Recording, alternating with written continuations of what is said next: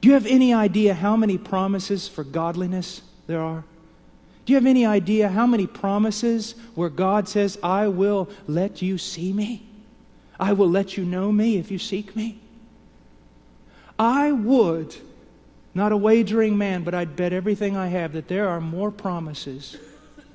There are more promises in the Bible with regard to you growing in grace and overcoming sin and being used of God and trampling on serpents and every other sort of thing. There are enough promises there that if a man were to pray only over those promises 24 hours a day, he would have to live 10,000 lifetimes to win them, to avail himself of them. Do you understand what I'm saying? Take all the promises of God, all of them that you find, Old Testament, New Testament, write them down. The ones that talk about godliness and God being with you and God helping you and God strengthening the weak and God showing Himself to men and God doing mighty things. And you get down and you wrestle with them all the days of your life. And if you ask about those promises, you will receive. If you seek those promises, you will find. And if you knock on the door of those promises, it'll be open to you. But the problem is, we want other things than the promises. We want a comfortable life. We want to be able to minister.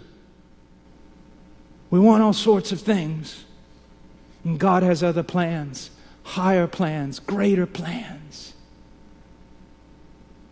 to make you conform to the image of His Son. And then to use you as a treasure, as a focal point, as an illustration of just how good He is. To take you throughout all of eternity and lavish upon you greater and greater demonstrations of His goodness. He has such plans for you. You have such meager, pitiful plans for yourself.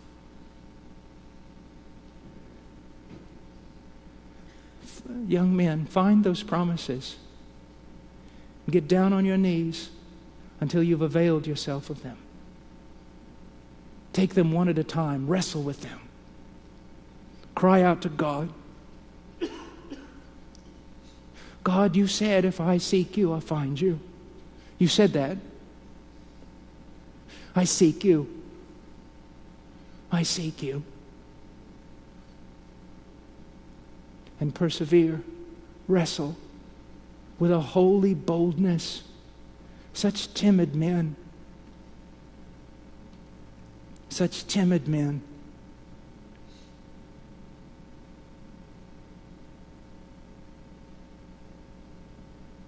And how easy we forget, those of us who know.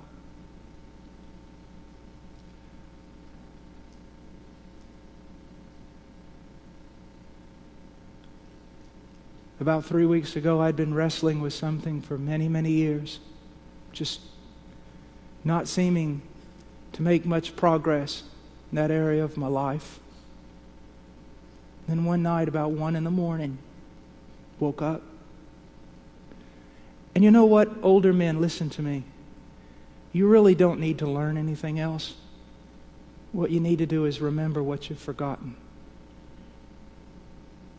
And it was like, get up and go out and struggle and scream and cry out to the Lord until He gives you victory over this thing. Next morning, a young man that I wanted to help, he said, Brother Paul, you're looking kind of bad this morning. You didn't get much sleep last night. And I said, in the words of Keith Green, one sleepless night of anguished prayer, I triumphed over sin. One battle in God's holy war He promised me to win.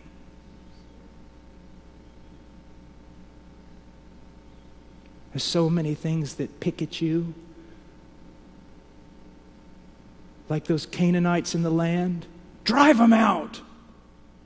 Take God's promises and drive them out. Brother Paul, I have this one sin I can't overcome. Then fast and pray and drive it out. Grab a hold of grace. Avail yourself of promises. Be sick of the thing.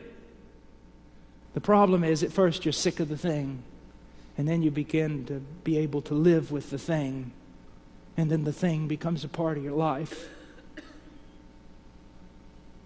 Young men, warriors, and radical Christians aren't those who listen to contemporary music and wear T-shirts with verses on the back. And it's not necessarily those who hit the streets going door to door.